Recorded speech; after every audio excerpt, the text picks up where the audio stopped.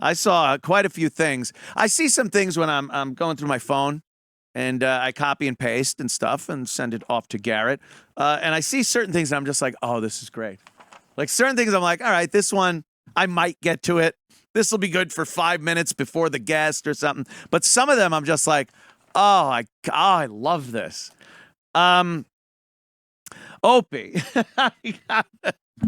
Someone sent me this. It was a link to Reddit, I guess. And someone was saying, hey, Opie deleted a video that he had posted about him talking to people on the street, and then a restaurant owner comes out and tells him to stop, yelling at people in front of his restaurant. And Opie gets all embarrassed, and he starts going off. I don't even know what this is. I thought it was an old clip, because I remembered old clips of people yelling at him for recording them. So I thought it was that, but then I saw the restaurant guy had a mask on, so I'm like, oh, it's got to be fairly recent. And it was.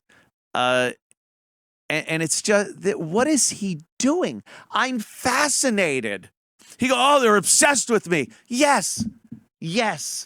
I'm fascinated by what he's doing. And more importantly, the lack thereof. I'm fascinated by what Opie's not doing, more so than what he is doing. But since all we can see is what he is doing, this is insane. He's just on the street. I think he thought, here's what I thought. I'm pretty good with translating from Opie to human. I think he wanted to get some heat. Like, I'm going to do some COVID stuff, because we'll talk about it in a little while, too. But Crowder did something that people are just completely pissed off about. But it gets a little heat. It gets a little fucking, the current events and controversial things. So I think Opie thought, if I go out in the street, man, and I talk about how people should wear the mask, that's controversial, man. I'm going to get some heat. People are going to talk about it. Daily Wire is going to be like, Greg Opie Hughes stirs up people with mask, stirs up anti-maskers. He imagines this. He actually thinks this is going to happen. I don't fucking. So here's Greg. I'll give him a little, put him on our Greg Opie Hughes on Compound Media. Yeah, no? Oh, I think it's quiet. There we go. Don't be looking for cans on this street. This is my street. Yeah, because he wants them for himself.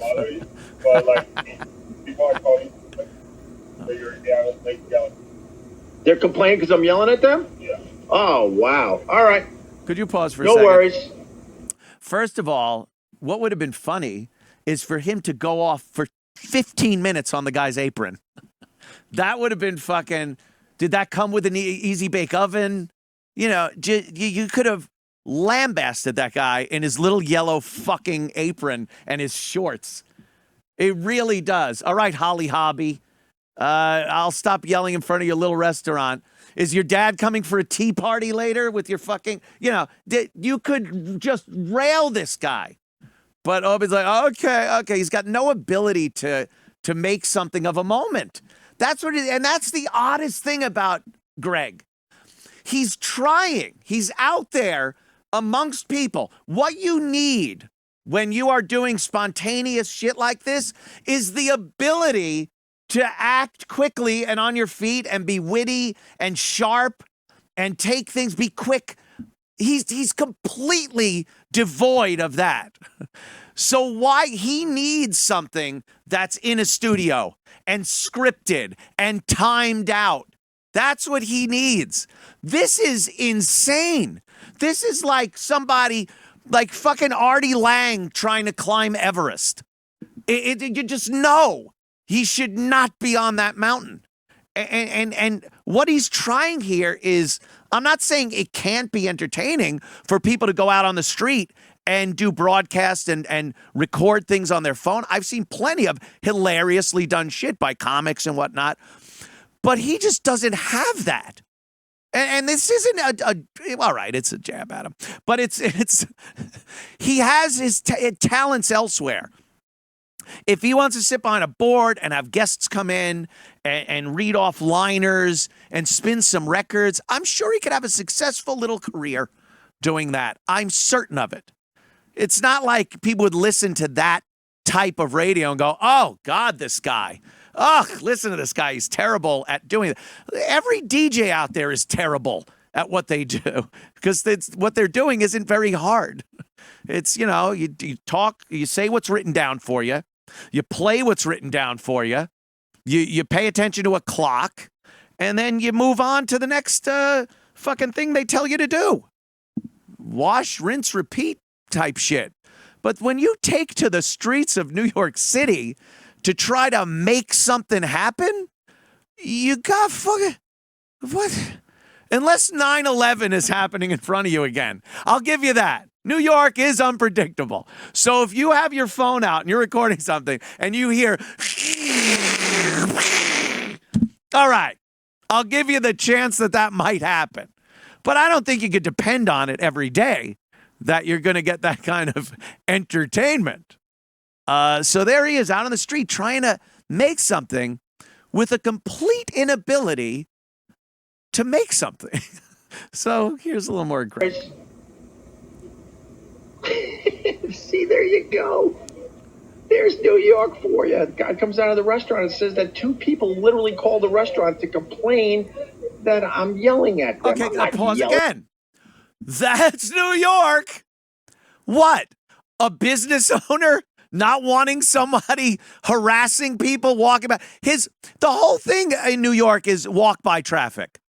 You fucking people walk around. I've seen this. I've been in New York a while. You walk around. You see a restaurant. The menus are outside.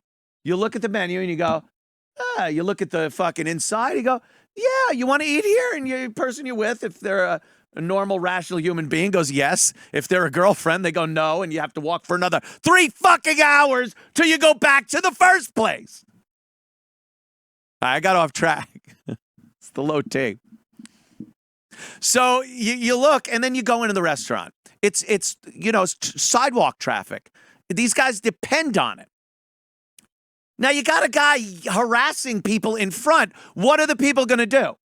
Keep walking. Shirts. Nice 2 shirts you got there, Mr. 2 shirts. Hey, 2 shirts. See, you can't even do it because that's kind of funny. That's kind of funny, Garrett. He wouldn't even be able to do that. Oh, God. So they would walk away. You don't want your sidewalk people to just keep walking and not look at your menu because someone's harassing them. So that's New York. Oh, look at this guy. This motherfucker has made a fortune in radio. And now he's chasing away customers from restaurants and then gets pissed that the guy said something. He's fucking devoid of any reasonable thought. Let's a little more. I'm just making sure they wear a mask. Oh, he's saying he's making sure they're wearing a mask. That's God. his controversial thing. There's New York City for you. Just trying to have a little fun. Everyone's laughing at me. He's the only one laughing, by the way. He's like Kamala Harris. You want to pause again? He's like Kamala Harris. He gets nervous and starts this laughing for no reason. He's like, just trying to have a little fun. That's not fun. That wasn't fun. You're chasing the guy's customers away. How is that fun? Balls to confront me, though. As soon as they left, then they got on their cell phone and called the restaurant. Yeah, you don't confront people in New York, well. Especially a bearded, long-haired, mental patient-looking guy like you. Does he understand what he looks like these days, too? He fucking his scraggly hair down to his shoulders, fucking Gordon's a Gloucester fisherman beard, and he's wondering why people called the restaurant, probably the restaurant they wanted to go into, but kept walking because his nuts yelling at him. And then he's like, oh, why didn't they just confront me? You don't confront people. That's New York, dummy. You want to know what New York is? Not confronting mental patients on the sidewalk. Because you die. You idiot. God, is he stupid. So stupid, Rose. Just canceled from my my mask check. Now I'm going to be embarrassed because I go to this place all the time. Could have just I've had very stopped it. nice conversations Don't with be that guy, and now he had to tell me that I got to knock it off because people are complaining. He's shitting where he eats, too, literally. Stephanie Lee, greatest thing ever. Oh, yeah, okay, good. Pause it, because that's great. This is what Will Noonan does so well during his Gregster Brother Man videos. Because Opie will just, in the middle of something, blurt out some name from his chat and what they said. Complete non sequitur, and, you know, Will just does that so fucking well. But that's what he just did there. Listen, and then he starts laughing like, and he actually reads best thing ever. Really? Better than Eddie Murphy Delirious? Better than fucking Animal House? Best thing ever. All right, maybe. Stephanie Lee, greatest thing ever. Ugh. Here's New York City in a nutshell. Everyone is they all got to stick up their ass, and they're just waiting for a reason to complain. He's complaining. That's it. He's complaining. Oh, brother. I'm gonna run away now. I'm gonna run away. I was only joking. Thank you, Brian Barkley. We can wrap up anyway. I got things to do. What? Oh, God. What do I do? I could go in the restaurant and just cause a stink. I ain't whispering. If you're gonna do this, you gotta be brave. If you're gonna do what? Go out on the sidewalk and be an asshole? And be brave? Like, you could tell by that, especially toward the end. This was his whole thing. He just didn't know what to do. He's like, I'm going to sign off, and I got things to do. What do you have to do? That was penciled in? Like, I have until this time to go on the sidewalk with my phone and do this because at this time I have to do something else. Like he's like a dog walking around the house. Oh, yeah, I got the ball. I got that ball thing. I got to pick it up and drop it here. And I'll nose my dish over. That's my pre-dinner thing. I nose the dish over. And then I guess I'll walk into the bathroom, look around stupidly. Then I'll walk out. It's all pre-planned. What does he have to do? Nothing. He should be spending that time figuring out how to get a studio together, how to get guests, and how to do a show that's a show that has people that want to watch it because there's something compelling about it. And there's something familiar about it every day. It's just beyond me that this guy has been crowing forever that he's been doing radio since he's 18 years old. He's now pushing 60. And it's like he doesn't know what fucking broadcasting even is.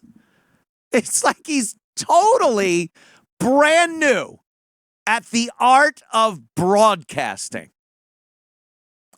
I talk about it all the time. There are a fuckload of shit podcasts out there. Just an unbelievable amount of shit podcasts. Most of them, the vast majority of them, get 2 viewers, and those are the friends or family of the people doing the shitty podcast. Don't even have to worry about those. But there are some people that actually have some celebrity clout.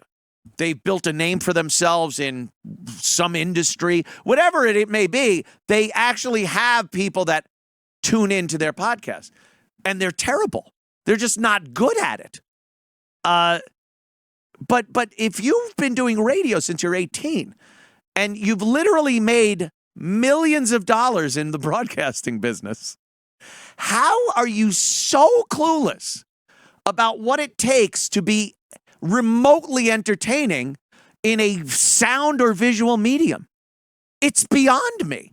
It's actually one of the great mysteries I toil over on a daily basis about Greg Opie Hughes.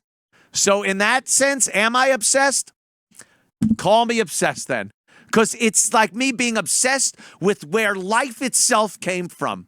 An eternal mystery that I don't believe I'll ever get an answer for. How the fuck is it that this guy is incapable of doing radio? He's incapable of broadcasting. I sat next to this guy for 20 years. We made fortunes together. And I watch this and go, how is he completely devoid of the talent it takes to do a show? It's like the Loch Ness Monster and Bigfoot, my friends. I don't know, and I can't tell you, but I will never stop thinking about it.